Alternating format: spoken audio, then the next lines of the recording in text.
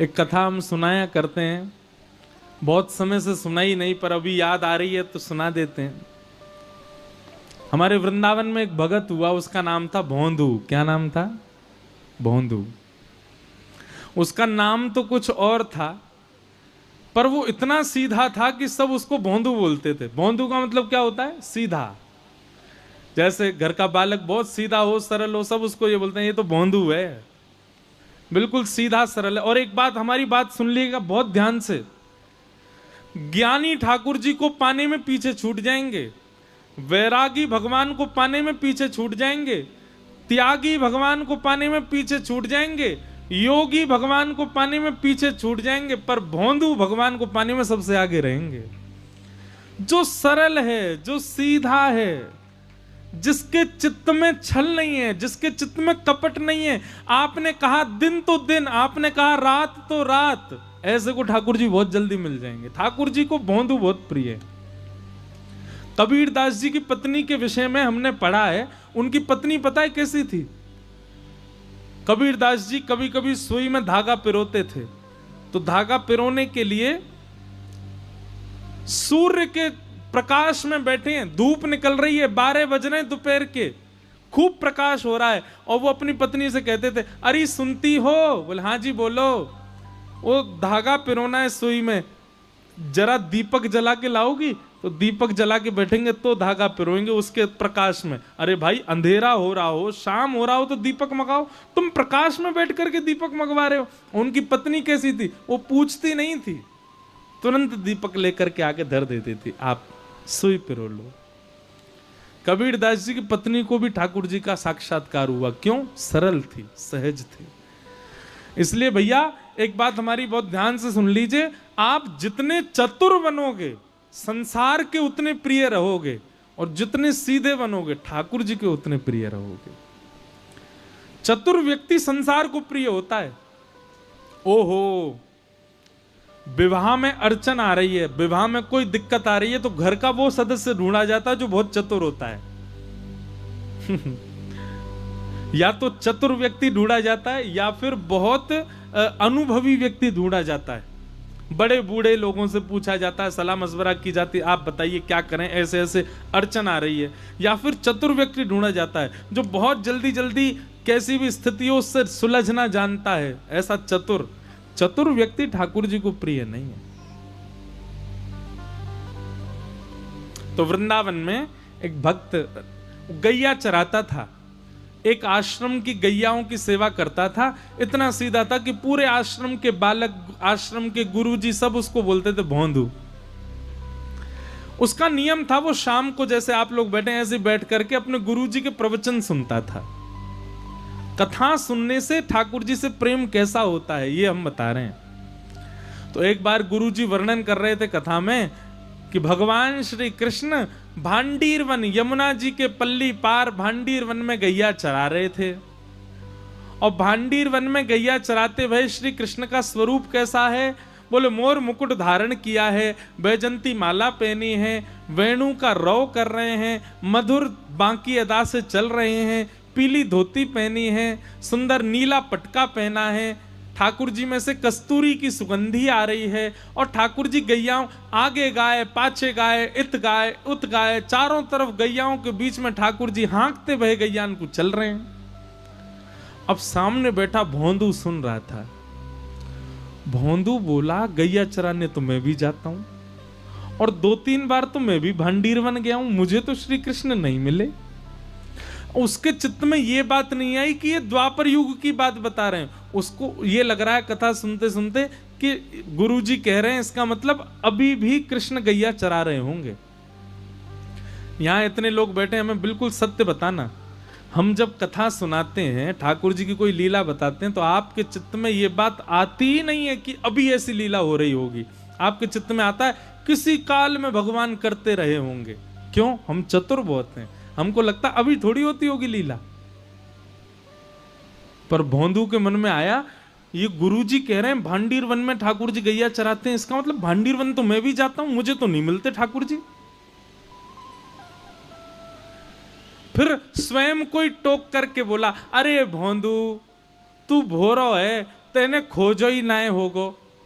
तू भांडीर बन जावे, गैयान को चरतो भयो छोड़ के स्वयं पेड़ के नीचे जाके सो जाए, कहां ते मिलेंगे ठाकुर जी? अब की बार जाऊंगो ढूंढूंगो ठाकुर जी कहां हैं। इतना भोला। अगले दिन गैया चराने के लिए गया तो भांडीर वन में अब वो तो ढूंढने लगा। गुरुजी से प्रवचन में सुना था कदम्ब वृक्ष के नीचे ठाकुर जी मिलते हैं, तो कदम्ब के वृक्ष ढूंढने लगा, कहां है कदम्ब वृक्ष। गुरुजी ने कहा था जहां छांव होती है ठाकुर जी वहां बैठते हैं, तो छांव में जाके ढूंढने लगा। गुरुजी ने कहा था ठाकुर जी यमुना जी के तट पर मिलते हैं, तो यमुना पुलिन पर घूमने लगा।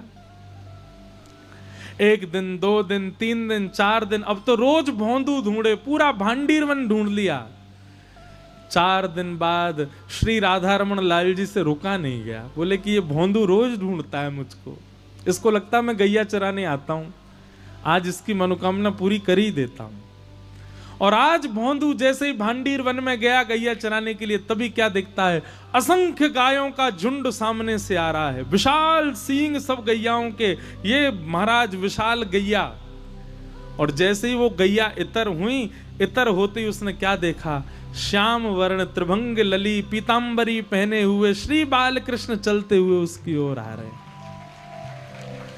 मोती की लड़ धारण करी है, घुंघराले केश हैं, एक मोर पिछ ऊपर पहना हुआ है, कानों में मकराकृत कुंडल हैं, गले में सुंदर वैजंती माला है, ऊंची धोती पहनी है, पांवों में मोटे मोटे कड़ूला पहने हैं, हाथों में कंगन पहने हैं, बाजूबंद पहने हैं, कटाक्ष कटीले नेत्र हैं, मधुर मुस्कान है, श्याम वर्ण के ठाकुर जी चलते भय गैया चराते भय आ रहे हैं। ऐसे बढ़िया सुंदर एक डंडा अपने कंधा पे लगा के और दोनों हाथ ऐसे उस पर पधरा करके ठाकुर जी चलते भई गैयान के पीछे पीछे आ रहे हैं। भोंदू ने जैसे ये स्वरूप देखा वहीं से दंडवत होने लगा, जय हो जय हो जय हो, आज दिख गए श्याम सुंदर। ठाकुर जी उसके पास आके खड़े हो गए, अरे लाला।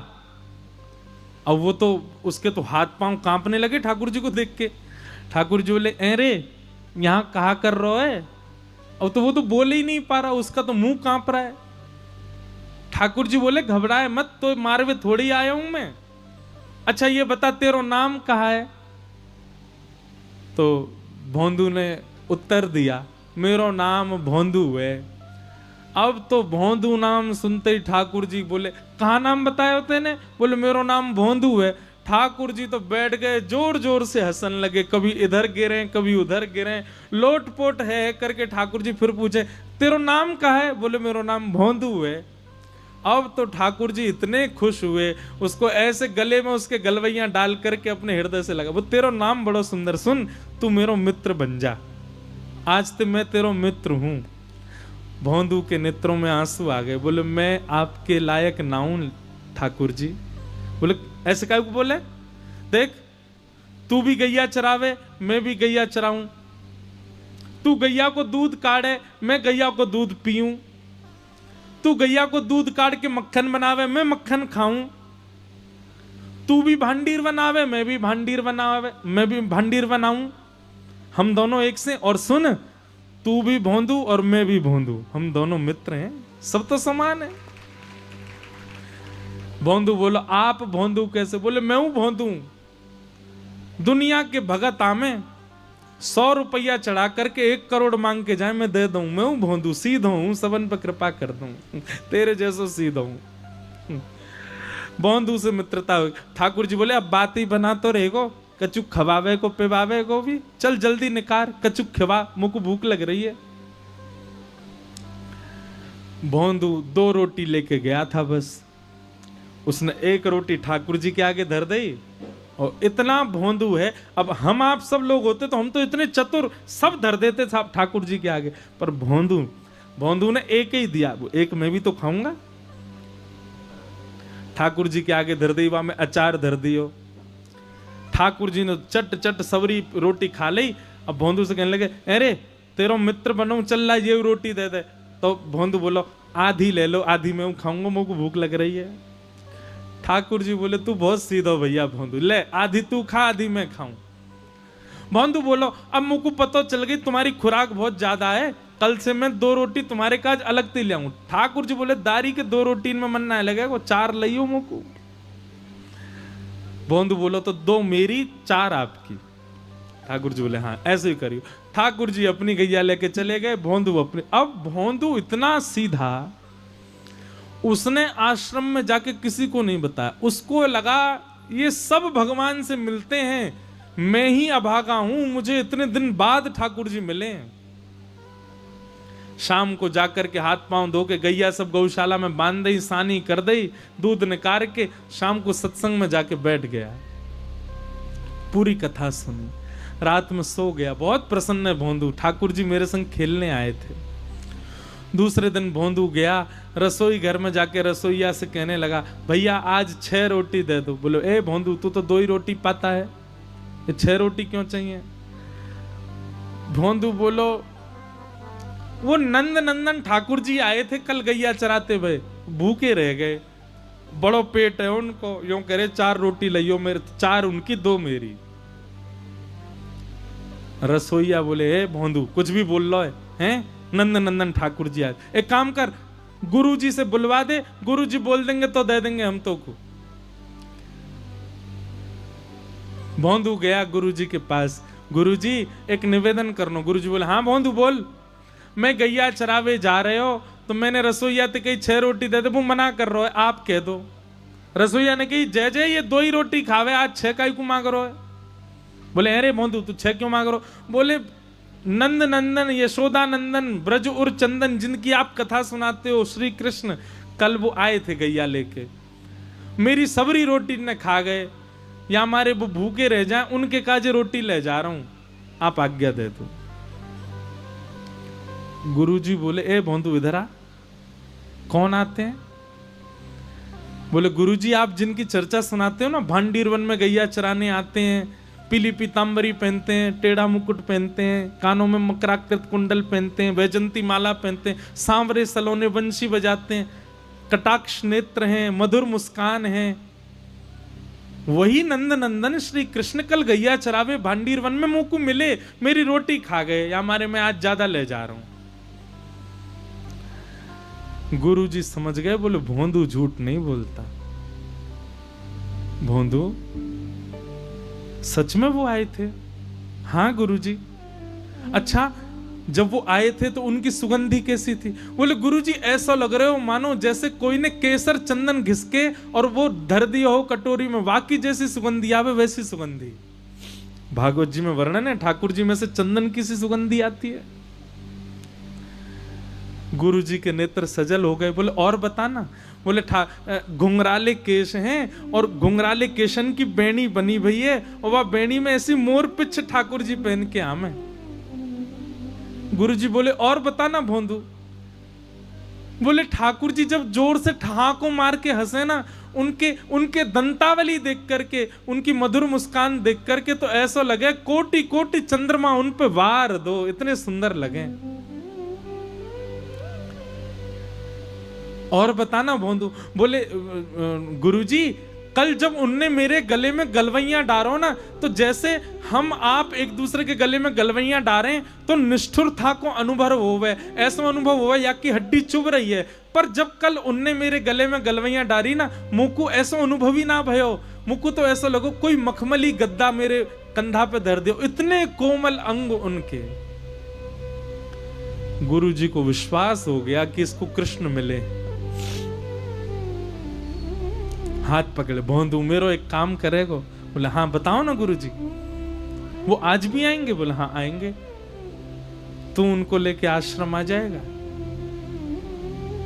भोंदू के मन में आया गुरुजी इतने शिष्य आपके, आप मुझसे ही क्यों कह रहे हो कि इतने योग्य बालक, सब पढ़ना लिखना जानते हैं, सब संस्कृतज्ञ, मैं तो ग्वारिया हूं, मुझे तो गैया चराते मिल गए कल गलती से, आप सबको तो वो रोज ही मिलते होंगे ना, आप किसी भी बालक को कह के बोल मैं कैसे लाऊं?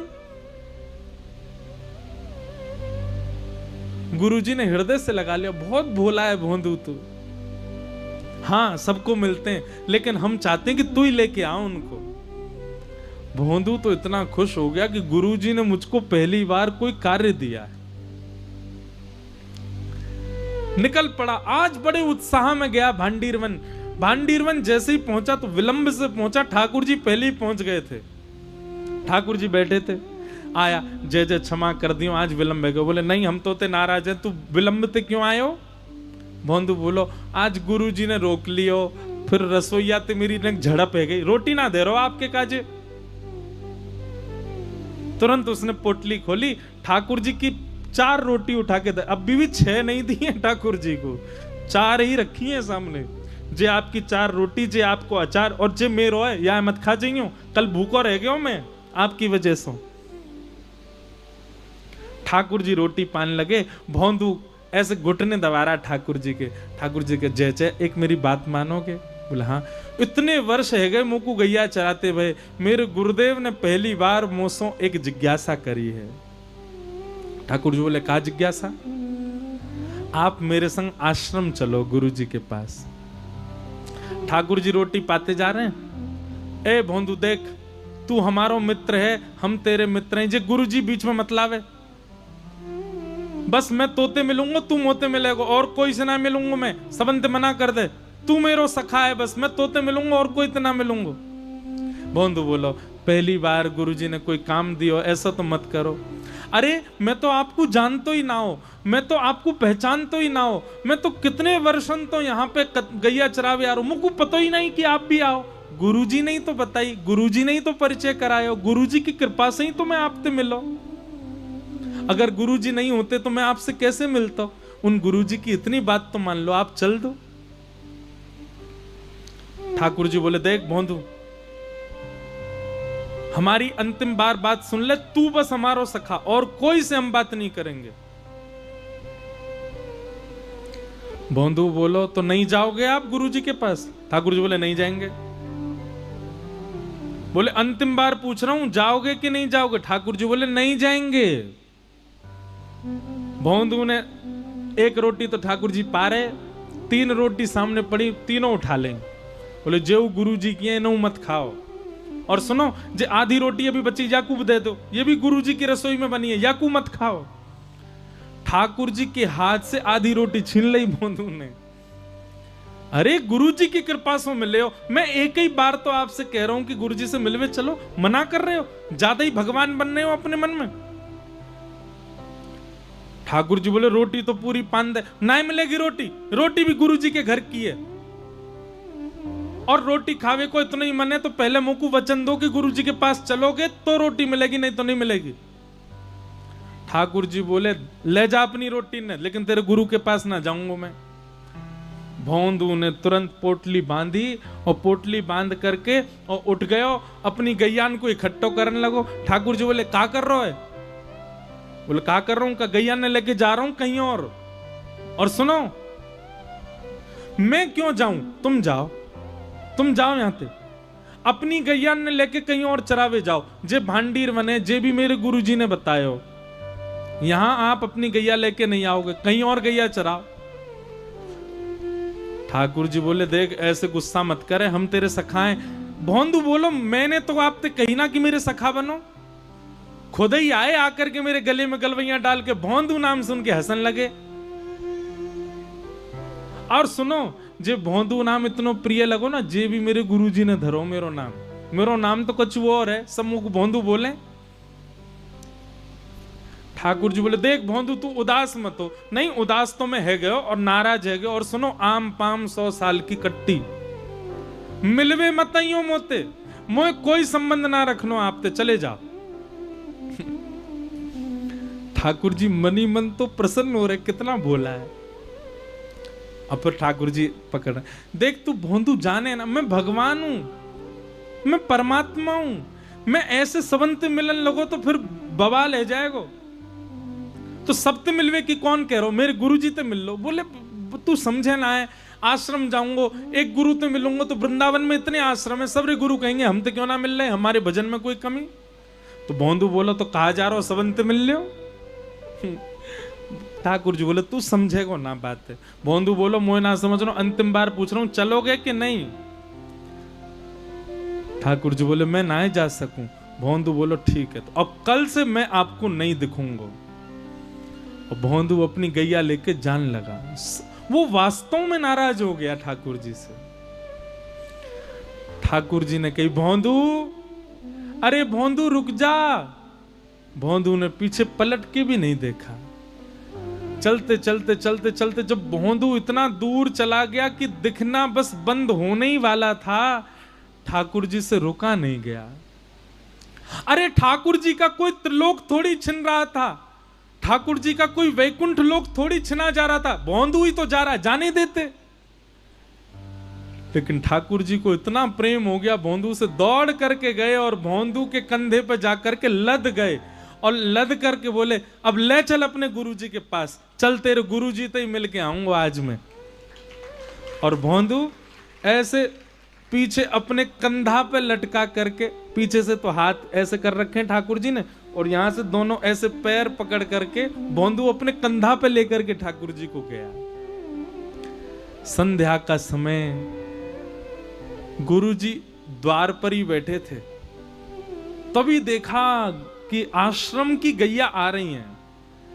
गुरुजी तो व्याकुल हो गए, अब दिखेंगे, अब दिखेंगे, अब दिखेंगे। और जैसे ही उन गायों का झुंड थोड़ा सा इतर हुआ, तभी वो दृश्य देखा, वो छवि देखी, भोला भाला सा भोंदू और अपने कंधे पर जगत नियंता जगदाधार श्याम सुंदर को पिद्दी पर लेकर के आ रहा है। आहा। देखते ही गुरुदेव मूर्छित होकर के गिर पड़े, मूर्छा आ गई उनको। जैसे ही गुरुदेव को मूर्छित होते हुए देखा, भोंदू ने ठाकुर जी तो छोड़ दिए, दौड़ के गए गुरु जी को संभालन लगो, जल आदि डालो। गुरु जी होश में आए, जैसे नेत्र खुले तो क्या देखता है कि भोंदू की गोद में गुरु जी और सामने श्याम सुंदर खड़े। दर्शन करके रोना बंद ही नहीं हुआ। ठाकुर जी को प्रणाम किया और ठाकुर जी को प्रणाम करने के बाद भोंदू के चरणों से लिपट गए गुरुदेव। भोंदू कहने लगा, गुरुजी क्या कर रहे हैं आप? अरे जे मत करो, अरे गुरुजी मैं याके योग्य ना हूं। गुरुजी कहने लगे, भोंदू अपना घर त्याग दिया, अपना परिवार त्याग दिया, सन्यास मार्ग अपना लिया, वृंदावन आकर के बस गए, वेदों का अध्ययन किया, शास्त्रों का अध्ययन किया, अनुष्ठान किए, पुराणों का अध्ययन किया, विद्वान बने, लेकिन कभी ठाकुर जी को नहीं देख पाए। और तू अंगूठा छाप, बिल्कुल पढ़ा लिखा नहीं, इतना भोला, इतना सीधा कि चंद्रमा को सूर्य बता दें तो तू मान लेता है। तेरे सीधेपन से आज जगत नियंता जगदाधार तेरी कंधे पे बैठ करके आ गए। धन्य है भोंदू। ठाकुर जी ने गुरुदेव को दर्शन दिया और भोंदू को अपने संग लीला में लेकर के भगवान वहां से अंतर्ध्यान हो गए। भोंदू अदृश्य हो गया, ठाकुर जी उसको लेके चले गए अपने संग। भैया, चतुर बन के आप संसार के प्रिय बन सकते हो, पर भोले बन के, सीधे बन के, सहज बन के, सरल बन के आप ठाकुर जी के प्रिय बन जाओ। इसलिए सहज रहो, सरल रहो।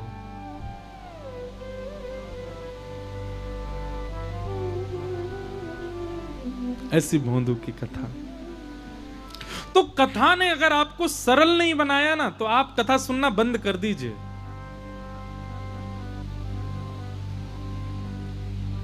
और या फिर एक कथा से सरल नहीं बने तो इतनी कथाएं सुनिए, जब तक सरल नहीं हो जाओ, जब तक सहज नहीं हो जाओ, जब तक आपके चित्त से कपट दूर ना हो जाए, छल दूर ना हो जाए, ईर्ष्या दूर ना हो जाए, तब तक कथा सुनते रहिए। कथा सुनकर के भी चतुराई नहीं गई है आपकी, तो फिर काय बात की कथा? कथा तो सहज बनाती है, कथा तो सरल बनाती है, कथा तो दीन बनाती है।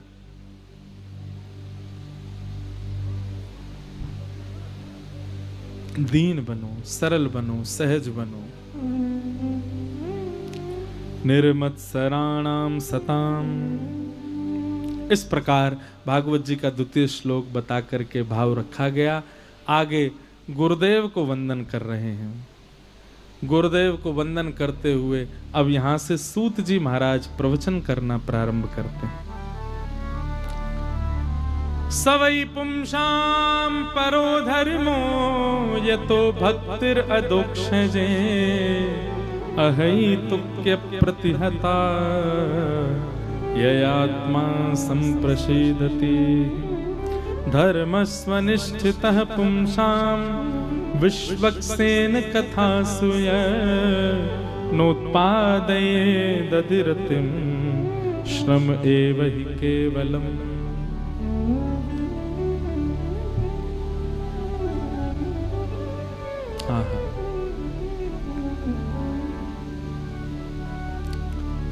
श्री सूत जी महाराज ने अपने गुरुदेव को वंदन किया। बंधुओं, कई लोग प्रश्न करते हैं क्या जीवन में गुरु का होना आवश्यक है?